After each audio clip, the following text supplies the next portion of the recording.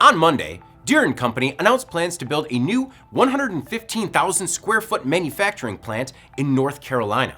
According to the company, the new factory will expand production capacity for Kreisel Electric products, namely battery technology for e-mobility and stationary systems, as well as level 3 charging solutions. If you recall, John Deere bought a majority ownership stake in the Austrian company in February 2022.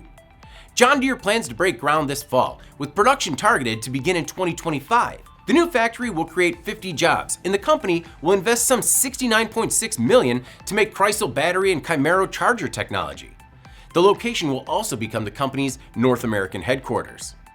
According to Jennifer Preston, Global Director of John Deere Electric Powertrain and CEO of Kreisel, the company is expanding its electrification portfolio to include more scalable solutions. The new factory in Kernersville will serve the North American off-highway market. Meanwhile, John Deere is also retooling its factory in Saran, France to increase battery production. The Kernersville facility will prioritize sustainable energy, everything from the plant's HVAC and energy recovery system to state-of-the-art lighting and irrigation control. John Deere has a history in Kernersville that dates back to 1988, when the company established a campus in town.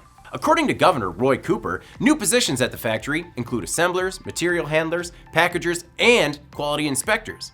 The new jobs could contribute an annual payroll impact of more than $3.3 million to the region. The One North Carolina Fund will provide the company with a $100,000 performance-based grant. The fund provides financial assistance to local governments to help attract economic investment and create jobs. Companies get no money up front and must meet job creation and capital investment targets to qualify for incentives. Local governments must also match all 1NC grants. The next phases of the development, as well as construction timelines, are still subject to additional regulatory approval. I'm David Manti. This is Manufacturing Now.